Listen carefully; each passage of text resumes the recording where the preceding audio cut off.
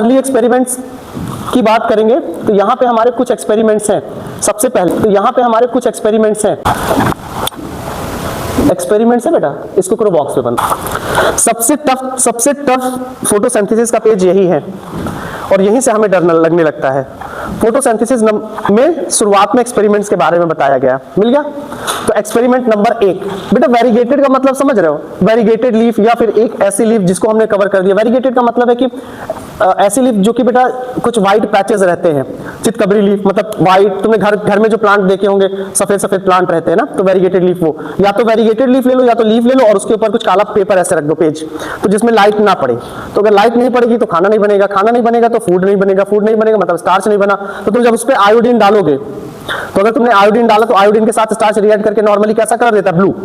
तो blue colour आएगा नहीं। ओके, तो ब्लू कलर का फॉर्मेशन आ जाना, इसका मतलब ये है कि बेटा स्टार्च। अब एनसीईआरटी के बगल में ही लिखो, बहुत जगह खाली होगी। एनसीईआरटी के बगल में ही लिखो भाई, लिखो स्टार्च प्लस आयोडीन, कलर आता है ब्लू। यही स्टार्च टेस्ट है। तो हर जगह यहाँ पे स्टार्च टेस्ट आएगा। तो स्टार्च टेस्ट से डरना नहीं है। स्टार्च टेस्ट का मतलब आयोडीन हम फ्लड कर देते हैं और ब्लू कलर अगर दिख गया तो इसका मतलब जहां पे आपने आयोडीन डाला है वहां पे स्टार्च है। स्टार्च टेस्ट यही है। लीफ कैसा देगा? Starch test negative. On testing these leaves for the presence of the starch was clear that the photosynthesis occurs only in the green plant of the leaf। बेटा जहां पे variegated leaf है ना, यहां पे लिखो स्टार्च निगेटिव, यहां पे लिखो स्टार्च निगेटिव। तो स्टार्च टेस्ट निगेटिव देगा कौन? Variegated leaf. Variegated leaf starch test negative. Variegated leaf starch test negative. ठीक है भाई, नेक्स्ट पेज पे आओ। नेक्स्ट पेज पे देखो मोल्स लिखा होगा। मोल्स मिला? ऊपर सबसे लिखा है क्या? या अनदर एक्सपेरिमेंट लिखा होगा? ठीक है, लिखो मोल्स हाफ लीफ एक्सपेरिमेंट। बेटा मोल साहब है, तुम्हारा पीछा नहीं छोड़ेंगे। केमिस्ट्री में भी थे, यहाँ पे भी है। मोल्स लिख लो और दूसरा नंबर डाल लेना, मोल्स हाफ लीफ एक्सपेरिमेंट। ये दूसरा एक्सपेरिमेंट है। मोल साहब ने आधी पत्ती वाला एक्सपेरिमेंट किया और उसके बारे में बताया। Moles half leaf experiment. अब तो बच्चों धूप निकलने लगी थोड़ा थोड़ा ना, मुझे लग रहा है कि 10-12 दिन में थोड़ा सा कहानी सही हो जाएगी। अच्छे से पढ़ाई आप करने लगेंगे, डिस्टर्ब नहीं होंगे, सर्दी आपको परेशान ज़्यादा नहीं करेगी। हालांकि पढ़ने वालों को कभी भी कोई कंडीशन परेशान नहीं करती है, कोई भी बहाने आते नहीं है। पढ़ने वाले बच्चों के लिए कोई बहाने नहीं होते, है ना, वो पढ़ ही लेते हैं भाई। और ना पढ़ने वालों के लिए हमेशा बहाने, हमेशा बहाने।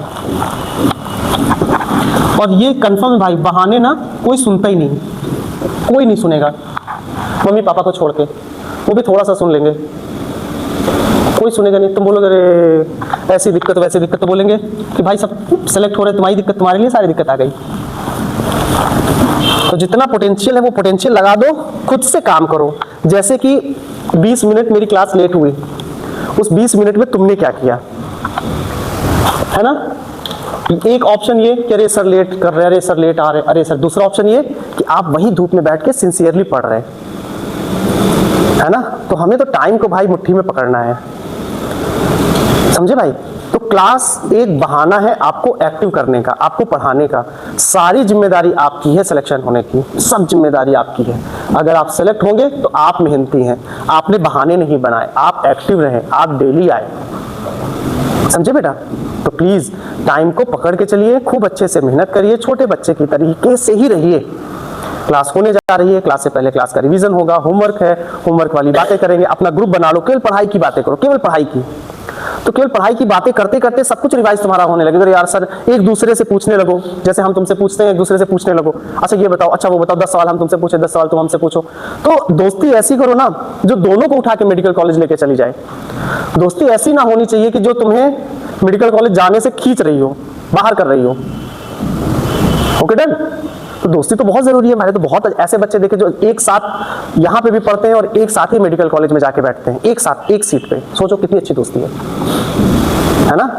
तो दोस्ती तो अच्छी है, लेकिन हम कैसे दोस्त को सेलेक्ट कर रहे हैं डिपेंड इस पे करता है। ओके, कभी भी हम पैरासाइट बन के नहीं जी सकते।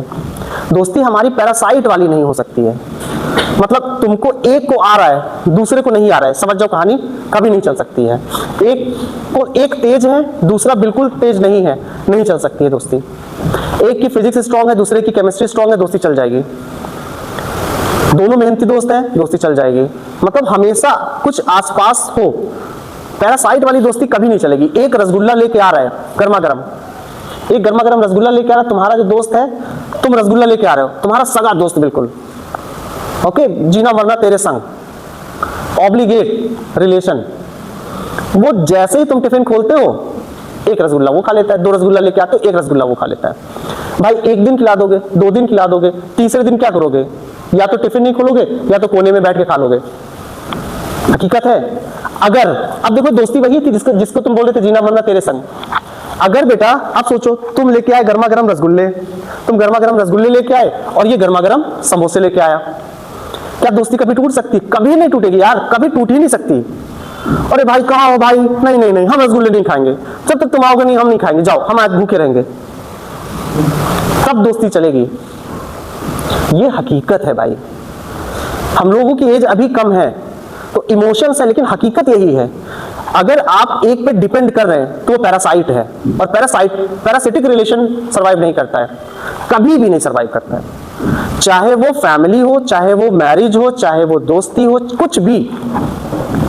अगर आप शादी भी हो गई तो भी पैरासाइट नहीं। वाइफ बहुत घर के काम कर रही है, घर में खाना बना के खिला रही है, पेरेंट बच्चों को देख रही है, सारे काम कर रही है, तब जाके वो, है ना, जीवन एक डोर में बंधा हुआ है, अदरवाइज वो भी ब्रेक हो जाएगा। समझे भाई? तो हमेशा हमें दोस्ती ऐसी रखनी है जो इक्वल हो, वो लॉन्ग टर्म चलेगी, बुढ़ापे तक चलेगी। और ये दोस्ती कहां से आती है? ये दोस्ती आती है मेडिकल कॉलेज से। दोनों मेडिकल कॉलेज में आप रहते हैं, दोनों मेडिकल कॉलेज में कोई भी, ओके, तो वहां पे दोनों इंडिपेंडेंट हैं, वहां पे कोई पैरासाइट नहीं है। कंफर्म है कि गवर्नमेंट मेडिकल कॉलेज में आप एक स्टेप पर आ चुके हैं मेहनत करके, फिर कोई पैरासाइट वाला कॉन्सेप्ट नहीं रहता, फिर दोनों आगे बढ़ ही जाते हैं।